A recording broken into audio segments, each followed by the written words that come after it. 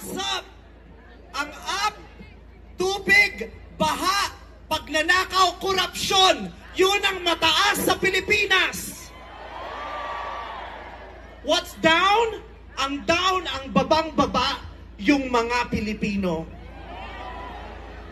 Kaya sa ngalan ng lahat ng mga kapwa ko artistang nasa entablado ngayon, pati na rin yung mga artistang nasa baba at nasa iba't ibang lugar na nakikisama sa amin, binabati po namin kayong lahat.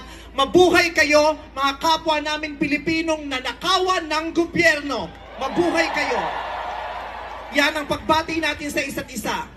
At para sa lahat naman ng mga politiko at bahagi na ng gobyerno na nagnakaw sa atin, nagnanakaw sa atin, mga nakatingin habang may nagnanakaw sa atin, mga kasama ng mga nagnanakaw sa atin, mga alam na may nagnanakaw pero hindi nagsasalita, mga kasama ng mga nagnanakaw, mga nagtatago ng magnanakaw, isa lang ang gusto naming sabihin sa inyong lahat.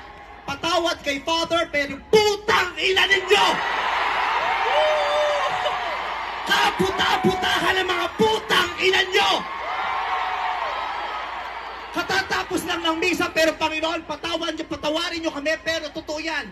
Ito ang wika ng lahat ng mga Pilipinong ninakawan, putang ilan nyo! Putang ilan nyo! Putang ilan nyo! Putang ilan nyo! Putang ilan nyo!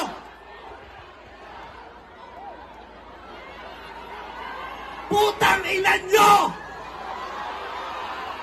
Tapos na ang panahon ng mga bababait at ng mga resilient. Ang mga mababait, ginago. Ang mga resilient, tinarantado. Hindi nauubra sa atin yung bait-baitan, kimi-kimian, tahimik-tahimikan, patawad pero hindi po. Hindi ko sisimplihan, hindi ko babaitan ang mensahe ko ngayon dahil hindi naman sila mababait. Sa katunayan, mga hayop sila. So bakit natin babaitan ang mensahe natin? Hindi natin kakalmahan ang mga salita at kilos natin dahil deserve nila ang galit, ang pikon at poot ng mga nanakawang Pilipino. Hindi tayo pwedeng kumalma. Hindi pwedeng iiyak lang. Hindi pwedeng magtitiis lang, hindi tayo kakalma. Hindi ko kayang maging magalang sa kanila dahil mga bastos sila. Mga salaula sila at mga baboy sila. Hindi natin kayang maging mabait sa kanila dahil mga walang ya sila. Hindi pwede. Hindi pwede. Yung mabait ka lang, mabuting asal ka. Hindi uubra sa kanila ang mabuting asal at mabait lang kasi nga mga demonyo sila.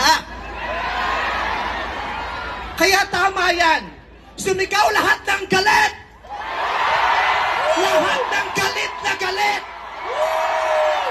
Ang hindi matatapos ang galit bukas. Hindi. Ang iparirinig ang galit hanggang hindi makulong ang mga putang inang magnanakaw. Hindi tayong pwede magalit lang ngayon. Kailangan hanggang bukas, kailangan sa susunod na linggo, kailangan sa susunod na buwan, hanggang umabot ng ilang taon hanggat hindi sila nauubos.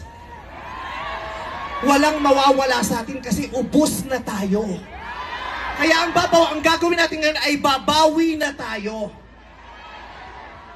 Ikulong ang mga magnanakaw. Para sa akin, hindi nga sapat ang kulong. Dapat patayin ang mga korap na magnanakaw. Ibalik ang death penalty para sa mga korap.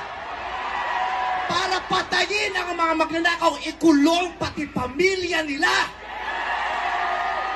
Dapat gumawa ng batas ang pamahalaan para ibalik ang death penalty. Pasensya na po, Father. Alam kong ayaw mo ng death penalty. Ipagdasal mo na lang ako. Ibalik ang death penalty para sa magnanakaw. Dahil ang magnanakaw, ang corrupt na public official, hindi ko natatawag na public official, ang corrupt na politiko ay higit pa sa mamamatay tao.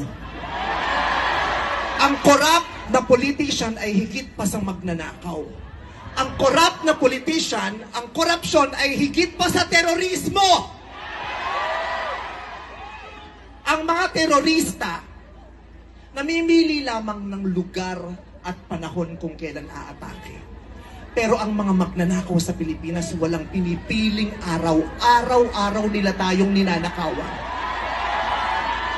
At ang inaatake ng mga terorista, yung mga iba ang pananampalataya, iba ang paniniwala, ibang lahi. Pero ang mga korap, kapwa Pilipinong kalahi ang ninakawan. Kaya hindi tayo pwedeng sumuko lang ng ganito. Kaya hinahamon ka namin, Pangulong Bongbong Marcos, kung gusto mong magkaroon ng magandang legasiya, ang pangalan mo, ipakulong mo lahat ng magnanakaw.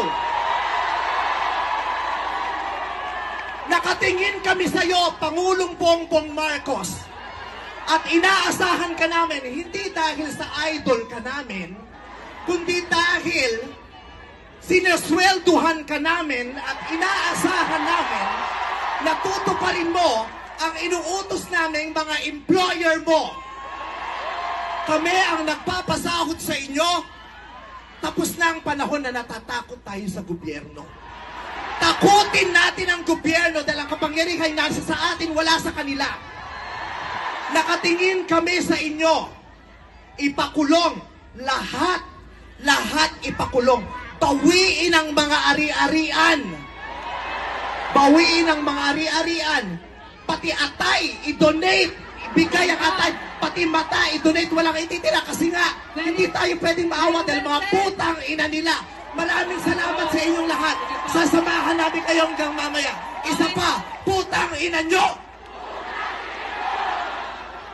Sobra na, tama na. Sobra na, tama na.